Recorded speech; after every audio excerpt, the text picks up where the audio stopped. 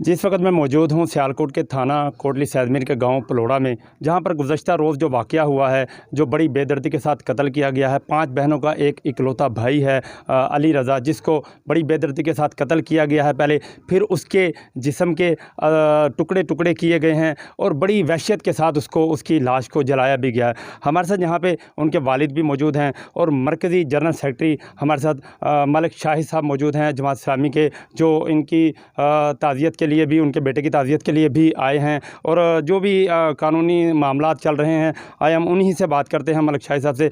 जी, अपना शाहिद साहब बताइएगा, जमात इस्लामी हमेशा मज़लूम के साथ खड़ी हुई है और आप जो स्पेशली जो इस वाक़ये के लिए नोटिस लेने के लिए आए हैं, इसके बारे में आपका क्या अगला लाएअमल है? जी, बिस्मिल्लाह रहमान रहीम। सबसे पहले तो ये बड़ा अंदरनाक वाक़या है। इसके ऊपर जितनी भी इसको कंडेम किया जाए उतना ही कम होगा।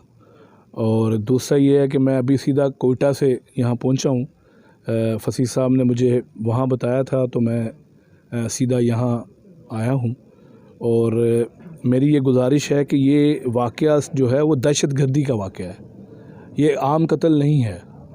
यानी कि एक फ़र्द को कत्ल किया जाए, उसके जिस्म के टुकड़े किए जाएँ, फिर उसको जलाया जाए, तो इससे एक पूरा खौफ व हरास है इस पूरे इलाके के अंदर।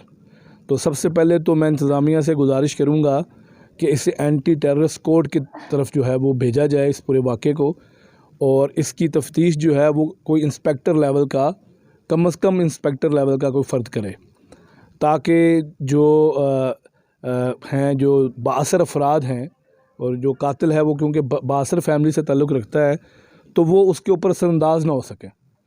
और दूसरी बात मेरी ये है कि भी इसका जो चलान है वो जल्द अज जल्द मुकम्मल किया जाए, और उसमें हमारी ये ख्वाहिश है कि वो जो मिसल है उसकी वो मदइयों के सामने उसको फ़िल किया जाए, ताकि हमें ये पूरा यकीन हो कि इसमें किसी किस्म की कोई गड़बड़ नहीं की जा रही है, और हम उसको साथ साथ जो है वो देख सकें, उसके कानूनी मामलात का जायज़ा ले सकें।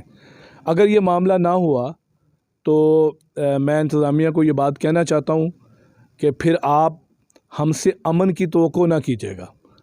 और ये जो एक सिलसिला इस मुल्क के अंदर लाकानूनियत का चल पड़ा है, कभी रोज़ जो है वो कहीं औरतों की असमत दरी हो रही है, कभी बच्चों के साथ वाक़यात हो रहे हैं, और ये वाक़या भी मुझे पता चला कि वही उसी शाखसाने से चलता हुआ यहाँ तक पहुँचा है।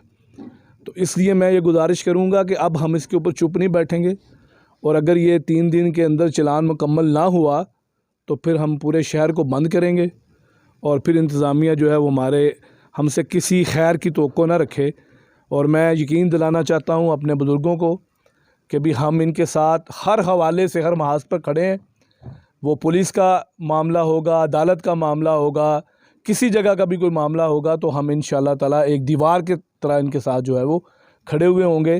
और मैं यहाँ आया भी इसीलिए हूँ, फसीह गुज्जर साहब की हमने ज़िम्मेदारी लगाई है, ये इंशाअल्लाह ताला इस सारे मामले को लेकर चलेंगे, और इंशाअल्लाह हम इस वाक़ये के जो मुजरिम हैं उन्हें कैफ़े किरदार तक पहुँचाएँगे इंशाअल्लाह। जी, जैसे कि मरकज़ी जनरल सेक्रेटरी हमारे साथ बात कर रहे थे, लेकिन मकतूल के वालिद भी हमारे साथ मौजूद हैं। हम उनसे पूछते हैं कि आया कि वो इंतज़ामिया उनके साथ कितना ताउन कर रही है, और ये जमात इस्लामी की जो मरकज़ी क़यादत उनको अपना इंसाफ दिलवाने की यकीन दहानी करवा रही है, वो कितने मुतमईन हैं। जी, बताइएगा आप। बिस्मिल्लाहिर्रहमानिर्रहीम। जिस दिन ये मेरे बेटे के साथ ये वाक़या हुआ था, उसके बाद हम पूरा ख़ानदान, हमारे घर वाले और हमारे महल्ले वाले बहुत ज़्यादा इतने खौफज़दा थे कि यकीन माने, मैं कसम खाकर कहता हूँ कि हम अपने घर में नहीं सोते थे। और जिस दिन से मेरी जमात इस्लामी मेरे साथ खड़ी हुई है, अल्लाह की कसम मैं खाकर कहता हूँ कि मैं अपने घर में सो रहा हूँ, और मुझे पता है इंशाअल्लाह अज़ीज़ मुझे इंसाफ मिलेगा। और भाई, आपके साथ इतना जुल्म हुआ है, और भी कोई इलाके की सियासत या कोई ऐसी अपना दीगर जमातें आपके पास आई हैं कोई दादरसी के लिए, या सिर्फ जमात इस्लामी ही ये आपके साथ खड़ी है? सिर्फ़ और सिर्फ जमात इस्लामी मेरे साथ खड़ी है, और कोई बासर सियासी आदमी मेरे पास नहीं आया। एक आदमी आया था, सिर्फ वो जैसे पंजाबी में कहते हैं ना, गोंगलुओं तो मिट्टी चाड़नी। उसने यह कहा कि मैं आपके साथ अगली सफ़ पर खड़ा रहूँगा। लेकिन मेरे साथ ये वादा करके अगली साफ पर खड़ा रहूँगा, लेकिन अगली साफ को छोड़कर पीछे बैठकर वो सारे काम कर रहा है। ये बताइएगा कि आपको कुछ सियासी प्रेशर है, कुछ सुलह का या इंतज़ामिया की तरफ से आपको क्या अपना लाएअमल दिया जा रहा है, कोई कानून के हवाले से आपकी कोई इमदाद हो रही है कि नहीं? बिल्कुल नहीं हो रही, बिल्कुल नहीं हो रही। और कानून जो है, हमारा जो मुल्क का कानून है, हमारी पुलिस है, वो भी मेरे साथ खड़ी नहीं है। वो भी किसी तरीके से मेरा हौसला अफजाई नहीं कर रही, कि वो यकीन नहीं दिला रही कि हम ये इंसाफ से ये काम कर रहे हैं। मुझे किसी के यकीन माने ज़रूरत है सिवाय अपनी जमात से।